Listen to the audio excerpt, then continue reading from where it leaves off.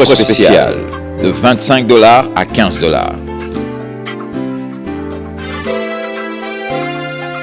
Livre du pasteur Emmanuel Diko. Les 7 points de contact. Comment faire parler le sang de Jésus-Christ. C'est un guide et un support de prière pour toute personne qui souhaite vivre et expérimenter la réalité du ciel sur la terre.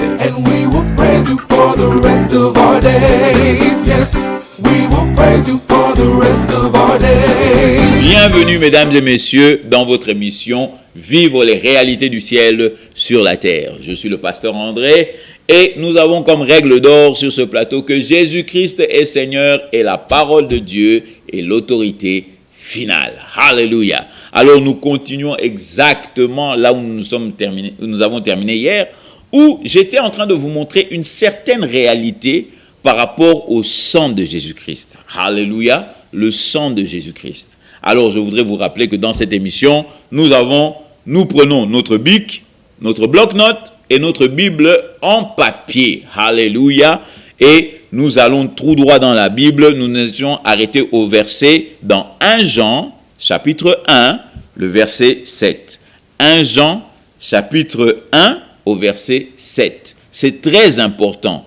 Parce que je vous étais en train de vous expliquer que moi, j'étais dans une église où on m'avait tellement habitué à appeler le sang de Jésus, mouké mouké, oh makila na Yesu, mouké mouké, makila na Yesu. Un peu le sang de Jésus, le sang de Jésus, le sang de Jésus. Donc, j'étais même dans la peur, parce qu'on m'avait dit, si tu ne te couvres pas du sang de Jésus, le diable va te récupérer. Alors, ce qui fait que, même quand j'étais à l'école et que j'avais oublié, j'ai oublié le sang de Jésus, makila, makila, makila. Donc, j'étais devenu, ce n'est pas une mauvaise chose d'appeler le sang de Jésus. Mais ce que je veux vous dire, qu'il faut l'appeler pour les bonnes raisons et savoir qu'est-ce que tu fais. Maintenant, moi j'appelais par la peur. J'avais peur de perdre le sang de Jésus. Je croyais que, comme ça fait 1 semaine que j'ai demandé le sang de Jésus et que je n'ai plus demandé, donc le sang que Jésus avait mis sur moi, il a séché. Donc, et baby, maintenant il faut que je fasse à dose yassika. Il faut que je demande une nouvelle dose pour que ça s'arrange. Alléluia. Mais mon frère, ma soeur, heureusement que la parole de Dieu est là et nous pouvons comprendre toutes ces choses. Donc, le mot ici, nous avons dit, la Bible dit ceci, moi je vous lis à partir de Darby, qui est différent de lui second, mais ne vous en faites pas, alléluia, merci Seigneur. La Bible dit, mais si nous marchons dans la lumière, comme lui-même est dans la lumière, nous avons communion les uns avec les autres. Et puis la Bible dit, et le sang de Jésus-Christ, son Fils, nous purifie de tout péché. Le mot tout là, c'est même le mot chaque péché. Le mot tout, comme je l'ai dit, est le mot chaque. Vous pouvez le remplacer par le mot chaque. Le sang de Jésus nous purifie de chaque péché. Alléluia. Maintenant, le mot purifier.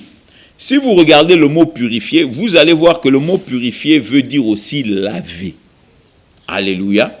Le mot purifier veut dire laver. Le mot purifier veut dire couler, que le sang de Jésus coule sur toi, qu'il te lave.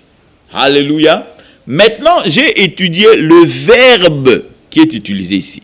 Vous allez voir que le mot purifier, le sang de Jésus te purifie. Il te purifie quand? Maintenant. Le sang de Jésus n'a pas coulé et t'a purifié hier ou bien va te purifier. Le sang de Jésus te purifie. C'est-à-dire que chaque jour, le sang coule sur toi. Et là, la révélation est que quoi? Ça veut dire que lorsque Dieu te regarde, Dieu ne te voit jamais comme toi, comme tu es là. Dieu te voit au travers du sang de Jésus-Christ.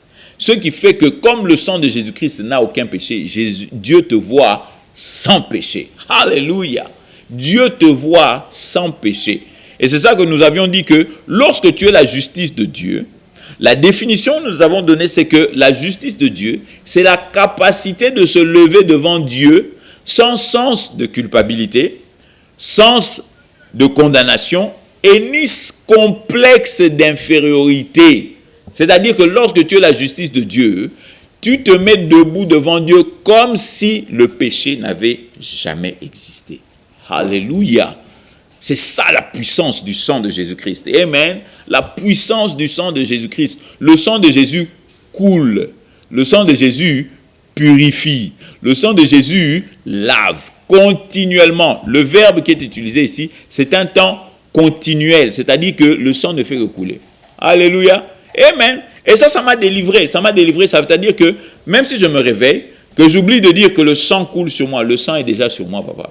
Alléluia. Une dose fraîche du sang de Jésus a déjà coulé sur moi. Amen. Et c'était de ça où nous avons ouvert cette petite parenthèse afin que les enfants de Dieu soient relax. Amen. Ne sois pas trop agité. Oh, nabosani makila. Oh, nabosani. Non, papa. Alléluia. Même les gens qui sont là, oh, to quitte ça. To benga Saint-Esprit. To benga Saint-Esprit. Oui, mais écoutez, la Bible le dit clairement. La Bible le dit clairement. Que c'est le Saint-Esprit, au Romains 5.5, que nous avions lu hier, alléluia, rentrons encore là, vous allez voir quelque chose qui est formidable, alléluia. Aujourd'hui dans l'église, nous faisons des choses simplement parce que nous avons appris ça de nos pères, mais nous ne réfléchissons plus. Nos pères nous ont appris des choses parce que c'est la connaissance qu'ils avaient. Mais aujourd'hui, nous avons une connaissance beaucoup plus approfondie. Donc, on peut améliorer dans ce que nos pères nous ont emmenés. Maintenant, regardez dans Romains 5.5. Ok? Romains 5.5 que nous avions lu et que nous allons encore relire. La Bible dit que, dans Romains 5.5, la Bible dit que l'espérance ne rend point honteux parce que l'amour de Dieu est versé dans nos cœurs. Par qui? Par le Saint-Esprit. Bon, pour que le Saint-Esprit verse l'amour de Dieu dans ton cœur, le Saint-Esprit doit être au-dedans de toi. C'est pas ça. Amen. Le Saint-Esprit doit être au-dedans de toi. Je sais que je ne vais peut-être te déranger, parce que toi, tu es dans la chorale, tu es dans le groupe d'intercession, c'est vous qui appelez tout le temps le Saint-Esprit de descendre. Mais la réalité, c'est quoi? La réalité, c'est que le Saint-Esprit est déjà au-dedans de toi. Excusez-moi. Le Saint-Esprit est déjà au-dedans de toi. Donc, c'est-à-dire que quand tu arrives à l'église, papa, tu es arrivé à l'église avec le Saint-Esprit. Le Saint-Esprit n'était pas monté. Amen. Et d'ailleurs, cette pensée-là d'appeler le Saint-Esprit. Bon, dis-moi, depuis que le Saint-Esprit est descendu depuis le jour de la Pentecôte, est-ce qu'il est remonté? Montre-moi un seul verset dans la Bible qui dit que le Saint-Esprit, après le jour de la Pentecôte, est remonté au ciel. Et il a besoin de toi de l'appeler pour qu'il redescende du ciel. Non, mon frère, non, ma soeur. Le Saint-Esprit est descendu une fois pour toutes. Et il est là, il restera sur cette terre jusqu'au moment où Jésus-Christ va revenir reprendre l'église. Tant que l'église n'est pas encore partie, le Saint-Esprit est ici en bas. Alléluia. Amen. Le Saint-Esprit est ici en bas. Il n'est pas là-bas au ciel que yo obenga kaye pour akita benga obengi. Alléluia. Oui, je suis d'accord avec toutes les chansons que vous chantez, tout ça, c'est bien beau. Mais ce n'est pas biblique. Alléluia. Oui, je sais que je risque de me faire beaucoup d'ennemis. Mais papa, ce n'est pas moi qui ai écrit la Bible. Si c'est moi qui avais écrit la Bible, j'allais être d'accord que tu m'appelles que Ofinganga. Mais ce n'est pas moi, c'est la Bible. Donc, si tu as un problème avec ce qui est écrit, il faut aller chez l'auteur de ce livre. Donc, tu dis à Dieu, mais Seigneur des armées, tout ce temps où moi j'appelais le Saint-Esprit, toi tu étais déjà ici en bas. Alléluia. Amen. C'est ça qui est biblique. Amen. Donc ce que nous sommes en train de dire ici, c'est que pour vivre la réalité du ciel sur la terre, premièrement, tu dois être né de nouveau. Et deuxièmement, tu dois accepter ce que Dieu a fait au-dedans de toi. Et comme nous le disions, Dieu a fait que tu es sage. Dieu a fait que tu es juste. Dieu a fait que tu es saint. Et Dieu a fait que tu es racheté. C'est ça les vérités que Jésus-Christ a fait. Il ne faut pas, parce que simplement les gens sont habitués à prier comme ça dans l'église. Toi aussi, oh, je ne suis qu'un pauvre misérable. Papa, tu n'es pas un pauvre misérable. Si tu as accepté Jésus-Christ, tu n'es plus misérable, papa. Oh, je suis faible. Oh, Papa, maman, dis-moi, comment Dieu va faire pour donner naissance à un enfant qui est faible? Si réellement tu es né de Dieu, alléluia. Si tu n'es pas né, on va le faire avant de terminer cette émission. Tu vas accepter Jésus-Christ et tu vas devenir l'enfant de Dieu. Mais si tu es l'enfant de Dieu, dis-moi comment tu vas faire pour être faible. Est-ce qu'il y a quelque chose qui est faible dans Dieu? Est-ce que Dieu est faible? Alléluia. Toi qui dis tout le temps, oh non, je tombe toujours dans le péché. Comme j'entends souvent les gens dire, ça c'est mon péché mignon. Péché mignon? Toi tu as déjà vu un péché qui est mignon? Mon frère, rien n'est mignon dans le péché. Le péché est ta destruction. Le péché te détruit. Le péché d'ailleurs pour un enfant de Dieu te fait agir comme un froussard. Tu commences à avoir peur. Tu vas voir quelqu'un, hein, il est bien, il est fort dans l'église. Mais s'il tombe dans les péchés, au moment là, tu vas voir. Directement, tu lui demandes, papa, prie pour moi. Ah, Ndeko, je ne sais pas si je peux prier pour toi, hein, parce que bon, Bazuro, relation et Nzambé, Yangana Nzambé, c'est pas bon. Ma relation entre moi et Dieu, c'est pas bon. Comment ça? Toi, tu crois que tu pries pour les gens en ton nom, ou bien tu pries pour les gens au nom de Jésus? Alléluia. Oui, mon frère, oui, ma soeur. Il est temps de réaliser que la star dans tout ça, dans tout ce que nous faisons, la véritable star, c'est Jésus-Christ. Ce n'est ni toi, ni moi. Si aujourd'hui je peux me mettre devant vous à la télé et vous parler comme cela, c'est parce que Jésus-Christ a payé le prix. Ce n'est pas pour moi. Oui, je prie. Oui, je jeûne. Oui, je prends mon temps devant la parole de Dieu. Mais toutes ces choses-là, je les fais parce que Jésus-Christ est mort. C'est la grâce de Dieu au-dedans de moi qui me permet de vous parler comme je parle. C'est la grâce de Dieu au-dedans de moi qui me permet d'étudier la parole de Dieu. Ce n'est pas parce que je suis plus intelligent que vous. Loin de là, mon frère, ma soeur. Je suis intelligent simplement parce que Dieu a fait de moi sagesse. Alléluia. Dieu m'a donné l'intelligence, papa. C'est Dieu qui a fait de moi qui je suis. Alors, qui je suis? Si tu me dis, oh, prie pour moi, je vais te dire, non, Zéla, hein, relation n'angana nzambe, bon, papa, même si ma relation est mauvaise avec Dieu, quand je prie pour toi, je ne prie pas au nom de Pasteur André. Je prie au nom de Jésus-Christ de Nazareth. Alléluia. Le véritable Dieu, la star. Alléluia. Celui que nous avons tous suivi. Le Dieu que nous aimons. Alléluia. Sans l'avoir jamais vu. C'est lui la star. C'est Jésus-Christ qui a tout gagné sur la croix de Golgotha. Amen. Donc, mon frère, ma soeur, il faut sortir de certaines choses, certaines réalités que nous avons apprises dans nos églises et qui malheureusement sont toujours pratiquées, mais qui ne sont pas bibliques. Amen. Donc comme je vous ai dit, tu dois accepter ce que Dieu a fait pour toi. Tu dois accepter que tu es la justice de Dieu et tu dois arrêter de pleurer comme si tu étais un pécheur. Alléluia. Je sais que dans l'église, ça impressionne tout le monde.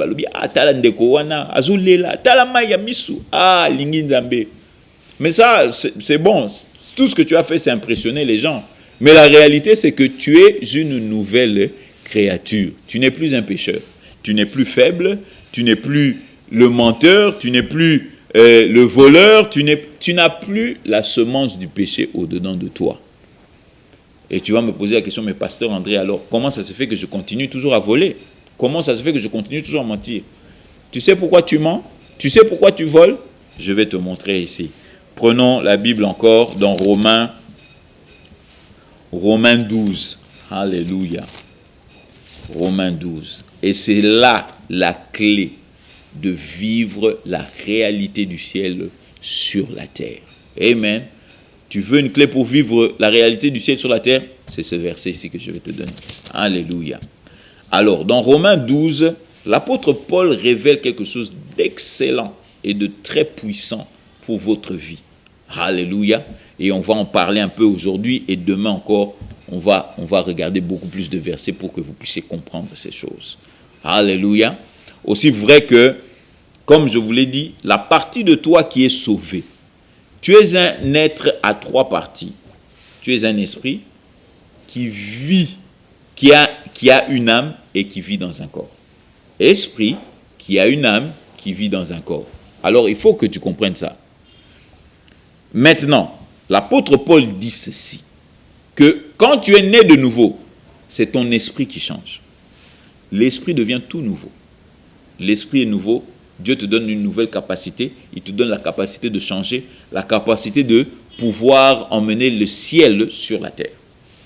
Mais maintenant, ton âme et ton corps, tous les deux n'ont pas changé. Ils sont exactement les mêmes. Maintenant, dans ton âme, il y a toujours les mêmes informations enregistrées avant Christ et après Christ. C'est-à-dire quoi? C'est-à-dire qu'avant Christ, tu croyais que tu étais un voleur. Donc ton âme avait déjà accepté que tu es un voleur. Oh, tu es un tombeur, tu suis tout le temps les femmes. Ton âme avait déjà accepté ça. Donc, toutes ces informations sont incluses dans ton âme. Mais voici ce que l'apôtre Paul dit. Une fois que tu es né de nouveau, il dit, Romains 12 au verset 2, la Bible dit ceci, « Mais soyez transformés par le renouvellement de votre entendement ou de votre intelligence, pour que vous discerniez quelle est la volonté de Dieu, bonne, agréable et parfaite. » Alléluia. Voici que notre temps arrive à sa fin. Alors, je ne peux pas me permettre de terminer cette émission sans te donner l'opportunité d'accepter Jésus-Christ comme ton Seigneur et Sauveur. En effet, mon frère, peut-être que tu as passé beaucoup de temps à aller dans les églises, à faire croire aux gens que non, naza gang, naza mosantu, tout ça, mais toi-même à l'intérieur de toi, tu sais qu'osa mosantu t'es, tu sais qu'osa gang t'es, et tu sais que tu n'es même pas sûr de ce qui va t'arriver. D'ailleurs, je pourrais même te parler à toi qui es même allé chez des ngangakisi. Et dans l'église maintenant, tu impressionnes les gens non pas avec le nom de Jésus-Christ, mais avec les kissi que tu as touchés. Mon frère, abandonne. Ma sœur, abandonne. Jésus-Christ veut réellement te sauver, mais la Bible dit que tous ceux qui confessent Jésus-Christ par leur bouche et qui croient dans leur cœur que Dieu l'a ressuscité d'entre les morts, ils seront sauvés. Alors mon frère, ma sœur, je veux que tu comprennes que Jésus-Christ veut que tu sois sauvé et voici la méthode comment le faire.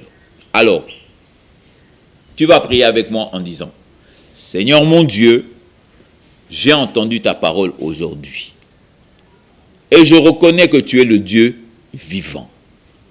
Alors papa, selon ta parole qui dit que si je te confesse de ma bouche comme Seigneur et que je crois dans mon cœur que Dieu t'a ressuscité d'entre les morts, je serai sauvé. Alors papa, en ce moment, je choisis de te confesser de ma bouche que tu es Seigneur. Et je choisis de croire dans mon cœur que Dieu t'a ressuscité d'entre les morts pour moi. Et la Bible dit que je suis sauvé. Alléluia. Amen. Amen mon frère, amen ma sœur. Voici que la Bible dit que si tu as fait cette prière avec un cœur sincère, tu es né de nouveau. Et si tu es né de nouveau, tu fais partie de la famille de Dieu. Alors je t'encourage, peu importe l'endroit où tu es, de trouver une bonne église, là où Jésus-Christ est prêché comme Seigneur et Sauveur. Et là où la parole de Dieu est enseignée. Si tu n'as pas d'endroit où aller, le numéro est sur l'écran. Tu peux nous appeler afin que nous t'aidions, que nous te dirigeons. Car le moment que tu dois vivre les réalités du ciel sur la terre est arrivé. Alors je suis le pasteur André, vous rappelant que Jésus-Christ est Seigneur et surtout que sa parole est l'autorité finale. Alors je vous laisse maintenant, à la prochaine et à nous revoir. Offre spéciale de $25 à $15. Livre du pasteur Emmanuel Diko. Les 7 points de contact. Comment faire parler le sang de Jésus-Christ. C'est un guide et un support de prière pour toute personne qui souhaite vivre et expérimenter la réalité du ciel sur la terre.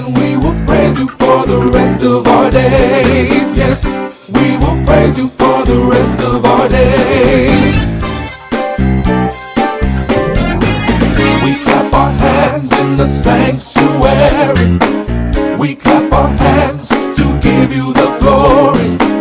We clap our hands to give you the praise, and we will praise you for the rest of our days. Yes, we will praise you for the rest of our days.